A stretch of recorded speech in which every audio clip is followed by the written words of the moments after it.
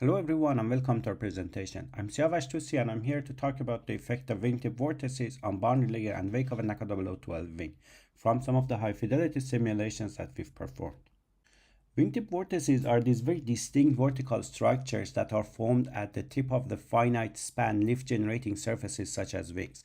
And they are formed mainly as a result of the pressure difference between the two sides of the wing, meaning the suction side and the pressure side, and between each side and the free stream. The most important or most significant effect of these vortices is the induced downwash or the downward velocity that they impose on the wing, which changes the effective free stream direction and lowers the effective angle of attack.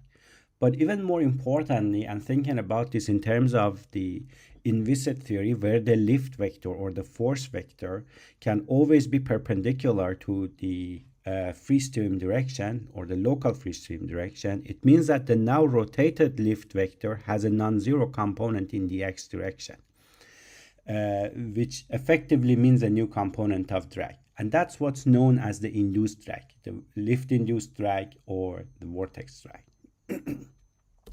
So looking at section-wise lift and drag generation, we see a significant drop in lift generation for a wingtip case or finite span wing case compared to an infinite span one at the same angle of attack, while a simultaneous increase in the pressure drag, which means that there's a significant drop in aerodynamic efficiency of the wing. In addition to the mostly inviscid effects that we discussed so far, there's also a very strong interaction between the vortex and the boundary layer and the wake.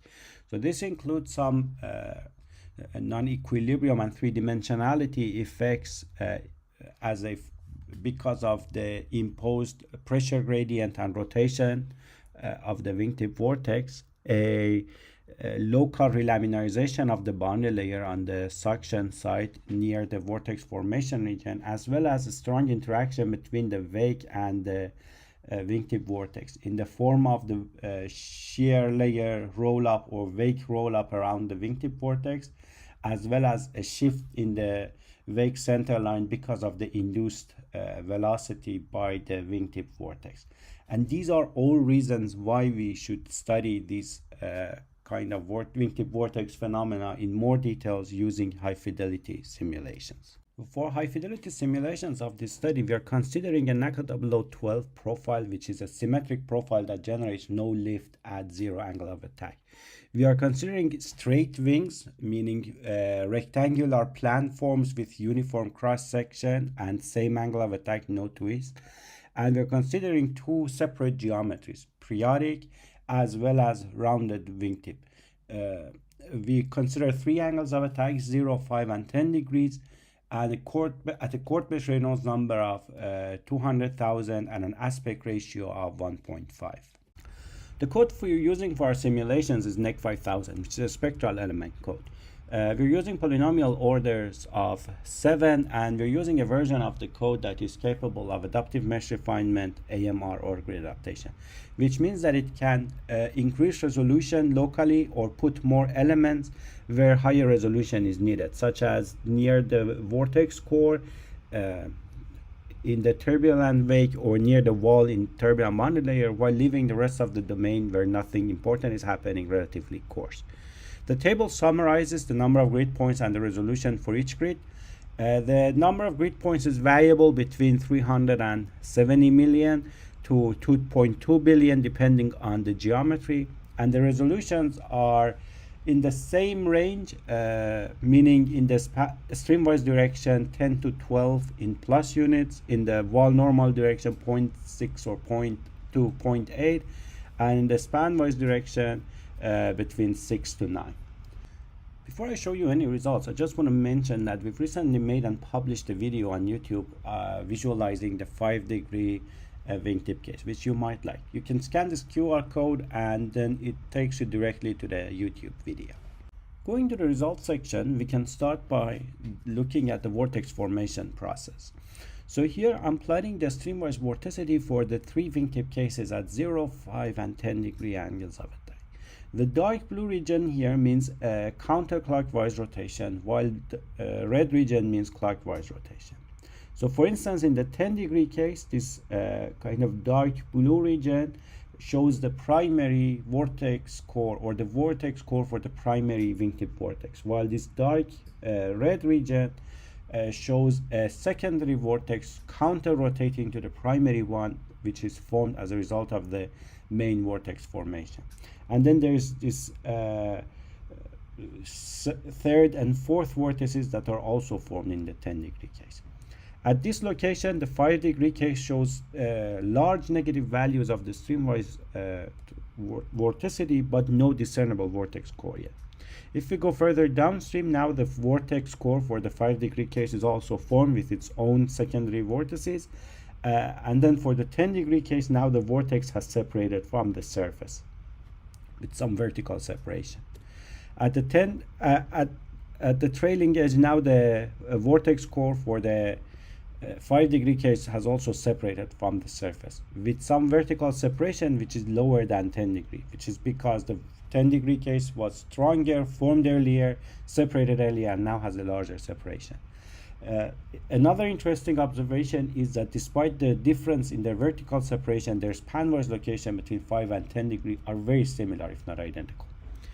And then lastly, for the 0-degree case, there's no vortex, wingtip vortex, since there's no lift, but then there's two counter-rotating vortices formed at the trailing edge.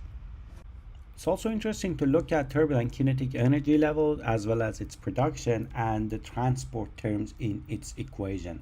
And by transport here, I mean the sum of all of the terms in the divergence form, including mean flow convection, pressure, and turbulent transport, as well as viscous diffusion. So this is the 5-degree case, and then this location, there's no discernible vortex core yet. So what we see is that there's almost zero TKE level where the vortex is to be formed, and then there's a relaminarization of the turbulent boundary layer, but there's non-zero turbulent kinetic energy, which seems to be mostly a result of production rather than transport. When we go further downstream, now there's some TKE level at and around the vortex core, but more importantly, there is very significant production activity going on, especially around the core, and some transport activity, which tends to subtract the kinetic energy from where it's produced and then transport it elsewhere, but at this location, not towards the vortex core. As we go towards the trailing edge, there is now a very large transport activity towards where the vortex core is. And then there's still very large TKE production around the core, and it's very, very large TKE levels around the core, but still not so much at the vortex core itself.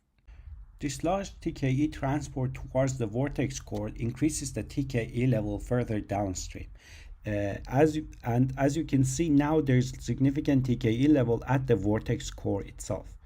The overall picture is still relatively the same. Now there's still significant TKE transport towards the vortex core, but what's changed is that there's not anymore a very large TKE production activity going on at or even around the vortex core compared to, say, the wake. And then there's also interesting to observe that there's significant dissipation activity going on at the vortex core as well. Finally, looking at boundary layer thickness at different spanwise locations, one very close to the root and one in 70% from the root, between the root and the wingtip region, we see that the two are very similar, meaning that most of the non-local effects are limited to this area very close to the wingtip region. The second observation we make is that in all cases, in all the rounded wingtip finite span cases, the boundary layer thickness is always lower and closer to a boundary layer at a infinite span wing at lower angle of attack, and that happens because of the lower effective angle of attack that we discussed in one of the first few slides. And the other thing we discussed was the relaminarization of the boundary layer, which can be observed in these figures closer to the wingtip area. for both the 5-degree and 10-degree angles of attack. And this concludes my presentation. Thank you very much for listening. Unfortunately, I couldn't attend the meeting in person, but you can ask your questions from Ricardo, who's the session chair, or you can email us at the email addresses listed at the bottom of the slide. You see the QR code for the YouTube video, and then we're about to submit the paper very soon. So please stay tuned. Thank you very much.